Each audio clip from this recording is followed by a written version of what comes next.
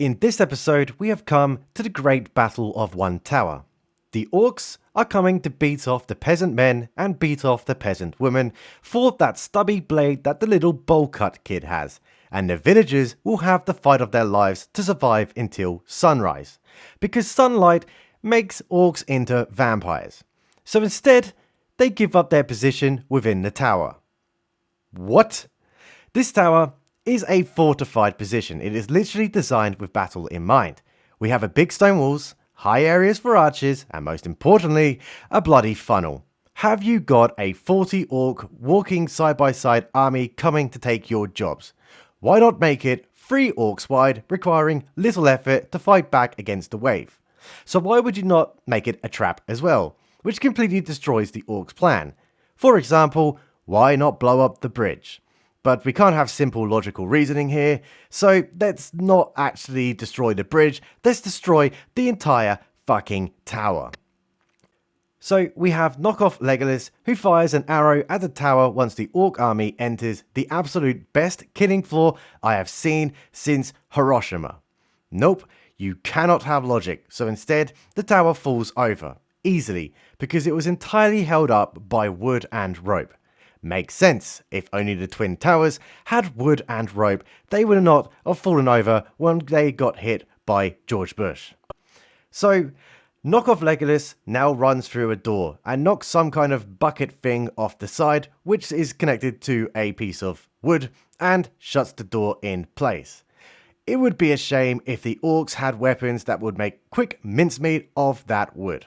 The plans of the peasants was not to fortify an already fortified tower. Nope, why not go to a completely open village and surround yourself with flammable wood? Now, good plan to hem the orcs in once they do arrive and do a little bit of a killing spree.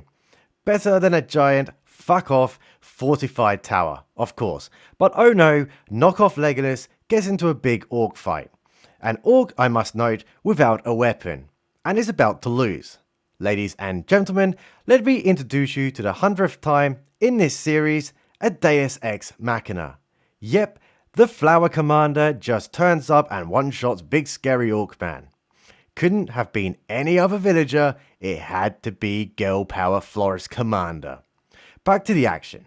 It was a ruse. Yep, Jafar sent the other villagers in disguise. But oh no, the Florist Commander is almost dead. Please, not her.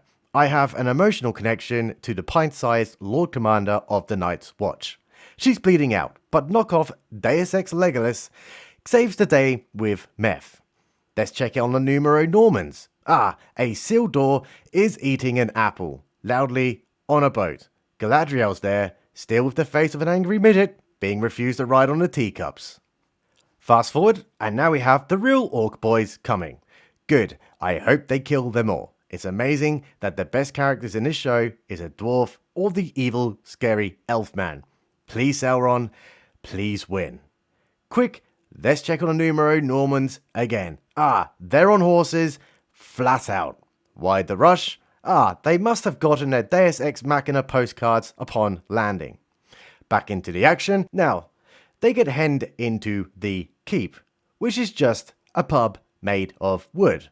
Very flammable. Great idea. Would have been a terrible idea in a fortified fucking tower with stone that doesn't burn. And the orcs now get in because they used a battering ram. No surprise there.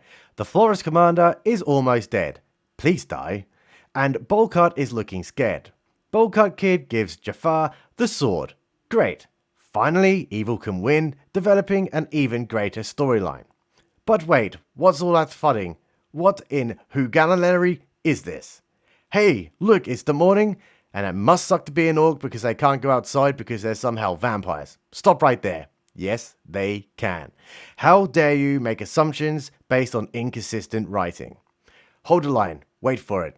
Just one sec. It's coming. I can feel it in my waters. Oh, there it is. We have the biggest Deus Ex Machina of TV history.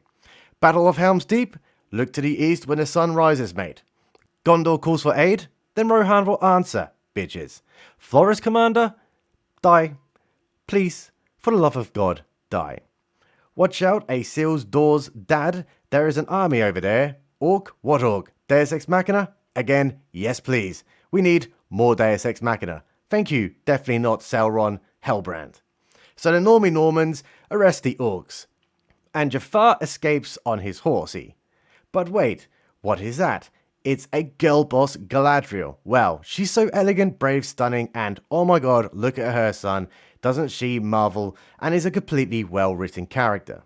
Galadriel reaches Jafar. Ha, no she doesn't, because Sauron, who was totally watching them gallop off, somehow manages to get ahead of them and knocks Jafar off. And now they arrest Jafar, and Sauron is going to kill Jafar. But Galadriel says not to, so back in the barn they go. And Galadriel is about to kill him, and Sauron comes in and Deus Ex Machina's our good friend Mr. Jafar. But quickly, what have they discovered?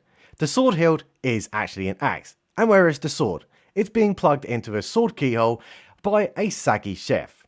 All those trenches those orcs dug floods and wakens Mount Doom, with the most scientifically accurate eruption I have ever seen. So the evil plan to waken Mount Doom required thousands of orcs hours, while also not being detected by the... You know what, I just hope Galadriel dies. The subscribe button is always right.